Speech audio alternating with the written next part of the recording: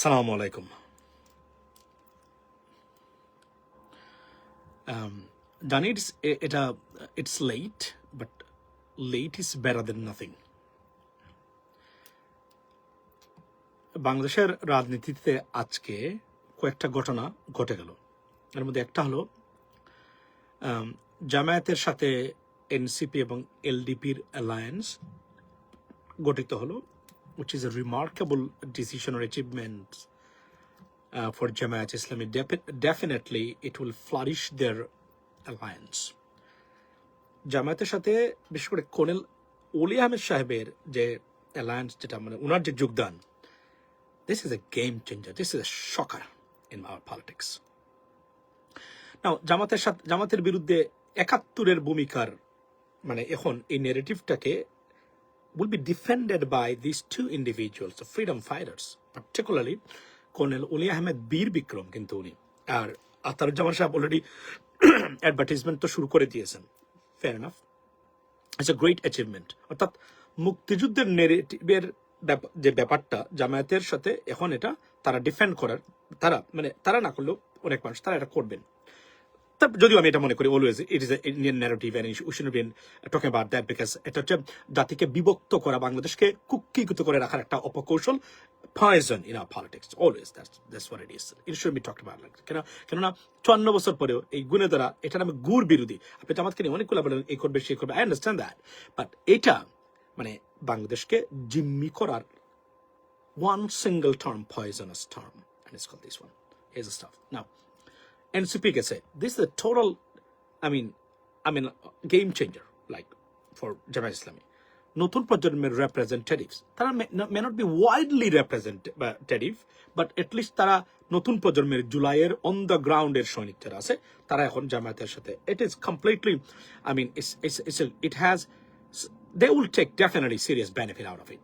আমি বলতে পারি বিএনপির সাথে না যাওয়াটা বিএনপির ক্ষতি কিনা আমি মনে করি it is a total loss, but এটা হয়তো ইভেনচুয়ালি বা একদিন নির্বাচনের আগ পর্যন্ত আমরা এটা 100% বলতে পারবো না, তবে তখন আমরা হয়তো বা বলতে পারবো যে এটা কি সঠিক ছিল না, মানে খারাপ ছিল।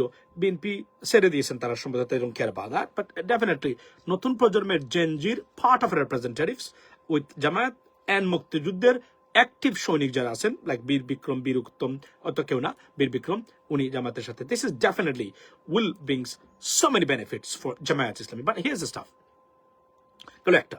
সেকেন্ড থিং হলো বিএনপি এখন জাতীয় পার্টির সাথে করবেন।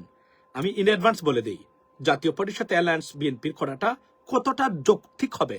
think about that, think twice, because you know what I mean, আমরা মনে করি যে স্বৈরাচার বা ফ্যাসিজমের অন্যতম সহযোগী জাতীয় পার্টি, এটার সাথে করাটা যৌক্তিক হবে কিনা আমি জানি না। তার সাহেব কিভাবে দেখবেন, কেননা আমি তার মধ্যে I see a lot of changes, you know, honestly speaking.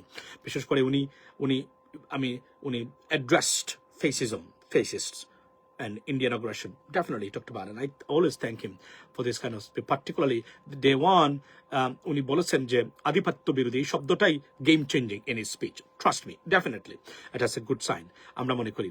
R second thing হলো আমি সরকারকে একটা ধন্যবাদ দিই। আমি আসলে মানে ইউটিউবে লাইভে ছিলাম, বলেন এই প্রথম বাংলাদেশে দেখলাম ভারতে আপনার সংখ্যালঘু নির্যাতন বা মাইনরিটি টর্চারের কারণে বাংলাদেশের সরকার প্রতিবাদ জানাচ্ছেন। গত 2 দিন ধরে বলে আসছি আমরা এটা করা দরকার। Finally they have done it, thanks to them. But here's the stuff, এটা করতে হবে কিভাবে জানেন? বাংলাদেশের বিরুদ্ধে ভারতীয় প্রপাগান্ডা, মানে কোন বিবেক সম্পন্ন মানুষ গোষ্ঠী এটা করতে পারে। যে ধরনের প্রপাগান্ডা চলছে বর্তমানে অনলাইনে, ভারতীয় প্রপাগান্ডা আনবিলিভেবল।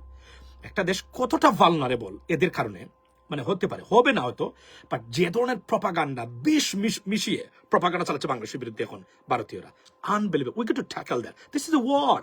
বর্তমান যুগে জানেন তো আপনারা, ওয়ার শুধু আপনি কি বলে এটাকে,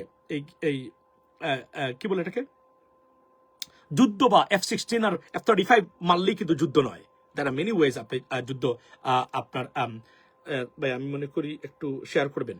আচ্ছা ঠিক আছে, থ্যাংক ইউ সো মাচ। আমি আপনাদেরকে বলি গ্রেট, মানে সরি, আপনার ডিজিটাল ওয়ার যেটা তারা চালু করেছে, এটার প্রতিবাদ জানানো উচিত। এই প্রথম সরকারের উচিত হলো নিউ ইয়র্ক টাইমস থেকে শুরু করে ওয়াশিংটন পোস্ট থেকে শুরু করে বিদেশি মিডিয়াকে প্রয়োজনে প্লেন ভাড়া বা এয়ারফেয়ার দিয়ে বাংলাদেশে এনে প্রেস ব্রিফিং করে জানানো দেয়ার প্রপাগান্ডা এবং মাইনরিটি নির্যাতন যে হচ্ছে এটা মনে রাখবেন, এদেরকে যদি আপনি ওইভাবে মোকাবেলা না করতে পারেন, এরা আপনাদের যা ইচ্ছা তাই করবে। কেননা 80% যারা এগুলো করে এরা চরম মূর্খ, অশিক্ষিত মানুষের সংখ্যা, ধর্মান্ধ যারা, আমাদের ধর্ম it's a big problem always. এবং এই যে যারা দেখেন ওই যে বিজেপি বা আরএসএস এর সদস্য, এরা কিন্তু ভারতের ভিতরে সবচেয়ে মূর্খ শ্রেণী যারা আছে হিন্দুদের ভিতরে, এরা কিন্তু এরা।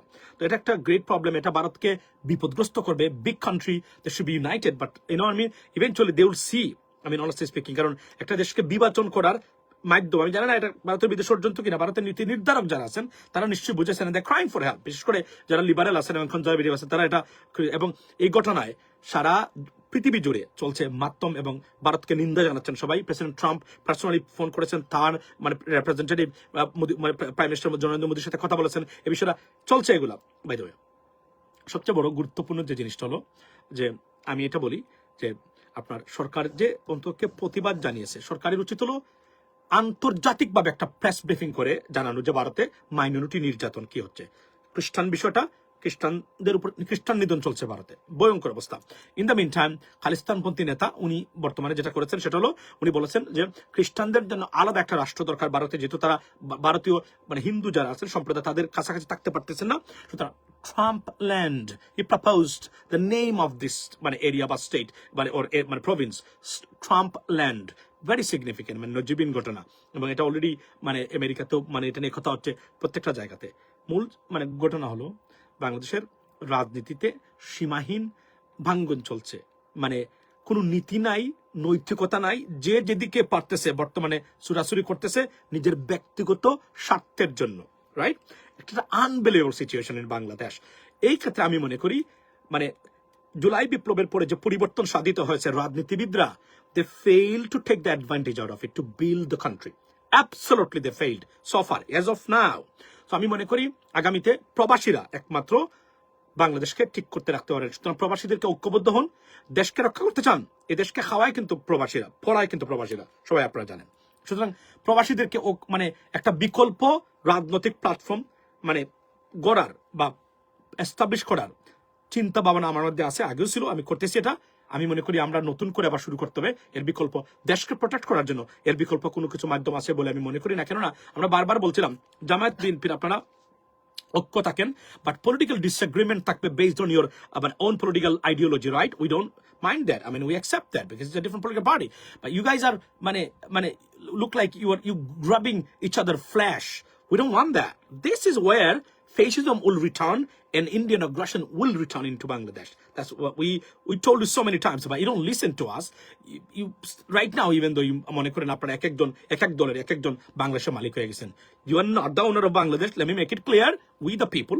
And যদি কেউ দাবি করতে পারে বাংলাদেশের, তারা হচ্ছে প্রবাসীরা, বিকজ এই দেশকে খাওয়ায় পড়ায় প্রবাসীরা, এবং প্রবাসীরা না থাকলে এদেশের কোনো কিছুই নেই। কারণ একজন রাজনীতিবিদ $100 বাংলাদেশে ফেরত নেওয়ার ক্ষমতা কারণেই, তার is a bottom line. So প্রবাসীদেরকে ঐক্যবদ্ধ হবেন। আমি খুব শীঘ্রই এটা নিয়ে গভীরভাবে চিন্তা করতেছি কোনো কিছু করা যায় কিনা, কি করা যায়। আমি মনে করি রাজনীতিবিদরা দেখেন না, এক একটা রাজনৈতিক ব্যঙ্গে যাচ্ছে নিজের স্বার্থের জন্য। যে দলকে বলেছে খুবই খারাপ, মারাত্মক অবস্থা, এই দলের সাথে যাচ্ছে, আবার যে দলকে খুবই ভালো একে এখন তিরস্কার দিচ্ছে। This is what happening. এটা নীতি নাই, নৈতিকতা নাই, স্ট্র্যাটেজি নাই, দেশপ্রেম নাই, কমিটমেন্ট নাই কোনো ধরনের। আমি যদি বলি যে তাদের যে মানে দেশের জন্য কমিটমেন্ট, সেটা নাই। এই কারণে এগুলা চলছে বাঙ্গনের খেলা।